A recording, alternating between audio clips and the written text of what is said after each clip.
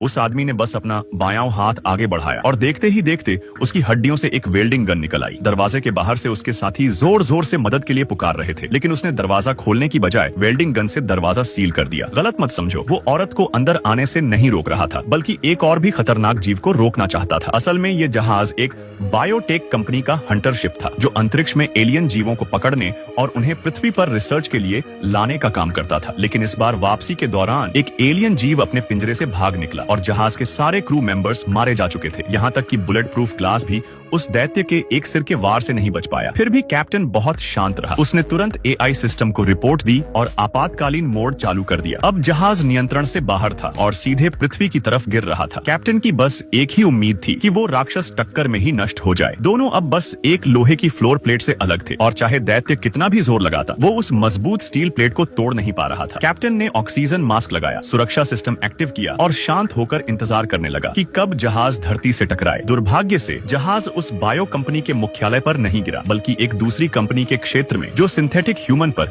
Research करती थी। धरती पर लोगों ने जब आसमान से गिरते जहाज को देखा तो पहले तो सबको लगा ये कोई सपना है, लेकिन जब तेज धमाका गूंजा सबको एहसास हुआ ये कोई भयानक एयर क्रैश है। रेस्क्यू टीम तुरंत रवाना हो गई। उनका काम था बचे हुए लोगों को निकालना, घायलों को हटाना और जगह सील करना। जहाज जमीन में 45 डिग्री एंगल पर धंसा हुआ था और उसके साइड में एक बड़ा छेद बन गया था, जहां से टीम अंदर जा सकती थी। अंदर जाते वक्त किसी ने नहीं सोचा था कि वो जिंदगी में सबसे डरावनी चीज देखने वाले हैं। उधर कैप्टन ने भी अपनी वेल्डिंग गन से एक और दरवाजा खोला। वो जानता था कंपनीज के बीच कड़ा मुकाबला है, इसलिए वो नहीं चाहता था कि दूसरी कंपनी को जहाज के सैंपल्स या मिशन का राज पता चले। लेकिन जहाज के अंदर हर तरफ टूटे फूटे अधूरे शव बिखरे थे, जो साफ दिखा रहे थे कि ये टक्कर से नहीं मरे, बल्कि कुछ और ने हमला किया था। सिग्नल जाम होने से टीम के सदस्य आपस में बिखर गए। तभी ब्लैकी और टाई को एक सैंपल स्टोरेज रूम मिला, जहां कई अजीब आकार के जीव कांच के टैंक में रखे थे। दोनों घबरा गए। टैंक के बाहर पड़े शव ऐसे थे जैसे किसी ने उन्हें अंदर से सुखा दिया। अचानक एक छोटी कीड़े जैसी चीज ब्लैकी की शर्ट के अंदर घुस गई। वो कुछ समझ पाता उससे पहले धड़ाम टैंक में रखे एलियन जीव कांच से टकराने लगे। टाई बोला, यहाँ से निकलते हैं अभी, लेकिन अब बहुत देर हो चुकी थी। कैप्टन उन्हें बाहर जाने नहीं देना चाहता था, क्योंकि अब वो राज जान चुके थे। उसने उन्हें बांध दिया और चला गया। ब्लैकी झल्लाते हुए बोला, काश आज छुट्टी ले लेता, पर तभी उसे लगा कुछ उसके चेहरे पर रेंग रहा है। अगले ही पल वो कीड़ा उसकी गर्दन में घुस गया और उसका शरीर कुछ सेकंडों में सिकुड़ गया। टाई चिल्लाया, लेकिन उससे पहले ही दूसरा कीड़ा उसके सिर पर गिर पड़ा और पूरा कमरा चीखों से गूंज उठा। उसी वक्त रेस्क्यू टीम जहाज के रेस्ट जोन में पहुंच गई, जहां सारे क्रू मेंबर अपने स्लीप पॉड्स में मरे पड़े थे। कुछ पॉड ऐसे टूटे थे जैसे अंदर से किसी ने फाड़े हो और शवों के अंदरूनी अंग गायब थे। टीम समझ गई कि यहाँ कोई अमानवीय चीज हुई है, लेकिन अब जीवित कोई नहीं बचा, तो वो लौटने लगे। पर उन्होंने नहीं देखा कि एक पॉड के अंदर एलियन की उतरी हुई त्वचा पड़ी थी। इसी बीच जहाज में दूसरा धमाका हुआ और वो जमीन के अंदर और गहराई में धंस गया। जब कंपनी को रेस्क्यू टीम के गायब होने की खबर मिली, उन्होंने तुरंत एक स्पेशल ऑप्स यूनिट भेजने का फैसला किया। यह कंपनी सिंथेटिक ह्यूमन प्रोजेक्ट चलाती थी, जिसमें किसी इंसान की चेतना को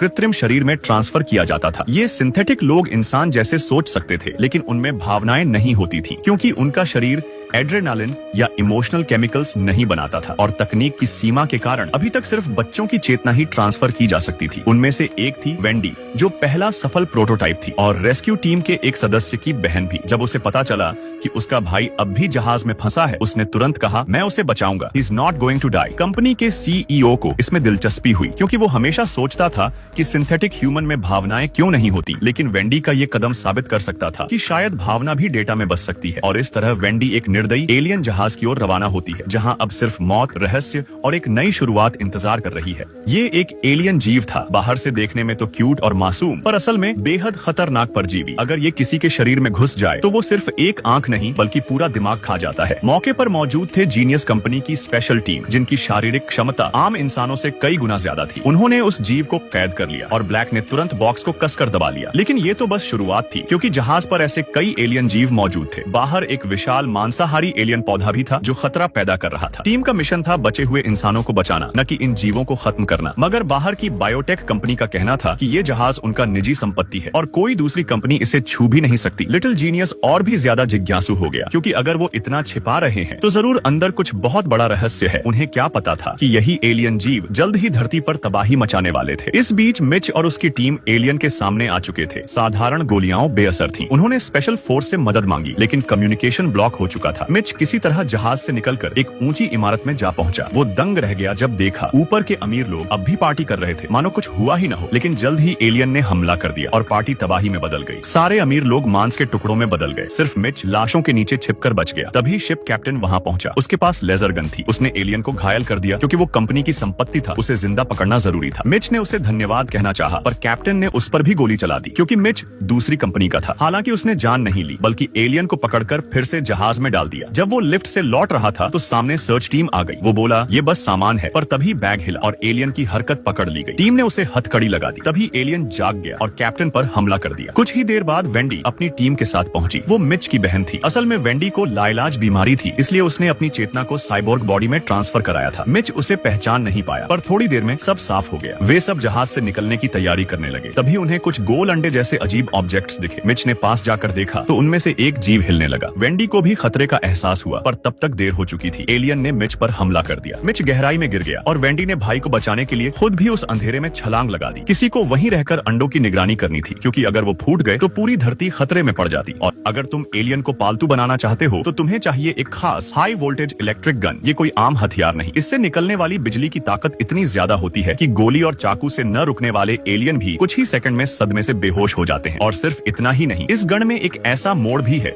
जो स्पाइडर वेब जैसी फोम निकालता है, जो सामने वाले को तुरंत स्लीप मोड यानी गहरी नींद जैसी स्थिति में पहुंचा देता है। लेकिन याद रखो, एलियन कोई बिल्ली कुत्ता नहीं। उनकी ऊंचाई लगभग 2 मीटर, वजन 300 किलो तक होता है। अगर तुम्हारे पास ताकत नहीं या टीम नहीं तो इन्हें पकड़कर ले जाना नामुमकिन है। लेकिन अगर तुम्हें इतने बड़े जीव पसंद नहीं तो कोई बात नहीं। इस बार टैंगो कंपनी अंतरिक्ष से 5 तरह के एलियन जीव लेकर लौटी है। पहला है एक ऑक्टोपस जैसा पैरासाइट, जिसके पास सिर्फ एक ही आंख है, लेकिन वो 6 दिशाओं में एक साथ देख सकता है। दिखने में तो ये काफी क्यूट लगता है, मगर गलती से भी इसे नकली आंख बनाकर मत लगाना, क्योंकि इसका असली शौकन है इंसानों के दिमाग खाना। इसकी दूसरा जीव है ब्लड सकिंग वर्म, जो दिखने में छोटा है मगर इसके पेट में जैसे खाई भरी है। कुछ ही मिनटों में ये एक पूरे इंसान का सारा खून चूस सकता है। हालांकि ये सिर्फ उन जीवों पर हमला करता है जो हिलडुल नहीं सकते, तो अगर तुम सतर्क रहो तो इसे पैर के नीचे कुचलना ही काफी है। तीसरा है एक एलियन पौधा, जिसका आकार उलटी फूल की कली जैसा है। इसकी सतह पर एक पारदर्शी झिल्ली होती है और नीचे से लगातार चिपचिपा तरल टपकता रहता है। जैसे ही कोई जीव पास आता है,